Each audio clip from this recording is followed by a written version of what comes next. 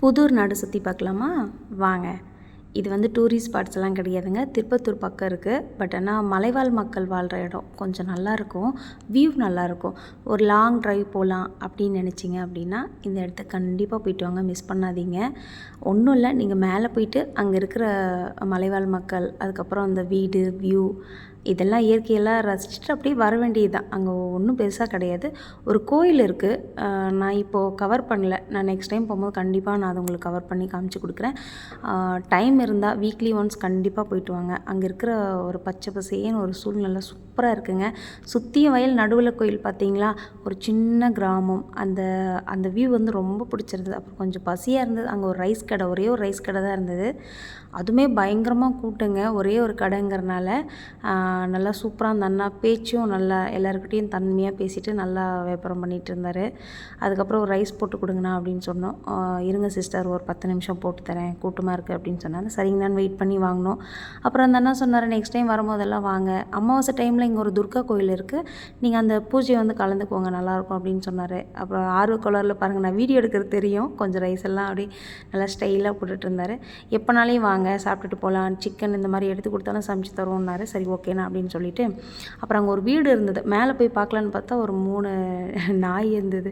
கொஞ்சம் பயமாக இருந்தது. அதெல்லாம் வந்துட்டோம். அப்புறம் நம்ம வாங்கிட்டு வந்த ரைஸ் வந்து இந்த பாறை மேலே வச்சு தான் சாப்பிட்டோம். சாப்பிட்டுட்டு பிளாஸ்டிக் கவர் நான் எடுத்துகிட்டு வந்துட்டேன். அங்கே போட மனசில்லை. அங்கே அந்த குயில் கத்துற சவுண்டெல்லாம் பாருங்களேன், எவ்வளோ சூப்பராக இருக்குல்ல. கொஞ்ச நேரம் வந்து அப்படியே மனசு ரிலாக்ஸாக நல்லா இருந்ததுங்க. இந்த மாதிரி இடத்துக்கு டைம் கிடைச்சா கண்டிப்பாக போயிட்டு வாங்க, நல்லாயிருக்கும். அதுக்கப்புறம் நீங்கள் மார்க்கெட்லாம் வாங்குறீங்க பார்த்தீங்களா, வல்லாரக்கீரை, அது வல்லாரக்கீரையே இல்லை, இதுதான் ஒரிஜினல் வல்லாரக்கீரை. ஒரிஜினல் வல்லாரக்கீரை வந்து இந்த மாதிரி இடத்துல தான், வயல்வெளி அந்த மாதிரி இடத்துல தான் கிடைக்கும், பார்த்து வாங்குங்க. அப்புறம் அத்தி மரங்க அவ்வளோ பெருசாக இருந்தது. அந்த அத்தி மரம் ஒரு 15-20 பேர் கட்டி பிடிச்சாலும் பிடிக்க முடியாதுங்க.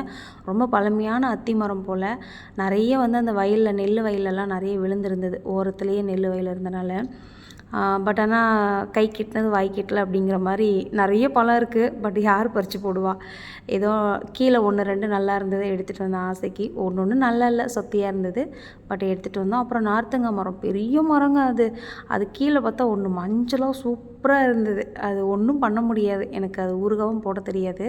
பட் ஆனால் அதை எடுத்துகிட்டு வந்து, அப்புறம் இந்த கொய்யா மரத்துலேருந்து பாருங்களேன், இந்த கொய்யாக்காய் விழுந்தது. ஆசையாக போய் நல்லா இருக்கும் போலன்னு எடுத்தால் அது எப்போ விழுந்ததுன்னு தெரில. பட் ஆனால் நாட்டு கொய்யா பழங்க அவ்வளோ வாசனையாக இருந்தது. சரி ஓகே, அதையும் போட்டு வந்துட்டு அப்புறம் அந்த வியூவெல்லாம் பார்த்துட்டு இருந்தேன். சூப்பராக இருந்ததுங்க. மனசுக்கு ரொம்ப நிறைவாக இருந்தது. அப்புறம் ஒரு தூரத்தில் ஒரு பங்கடை இருந்தது. அந்த பங்கடையில் பலாப்பழம் வச்சுருந்தாங்க. அந்த 2 பலாப்பழமுமே வந்து பார்த்திங்கன்னா 150 ரூபா தான்.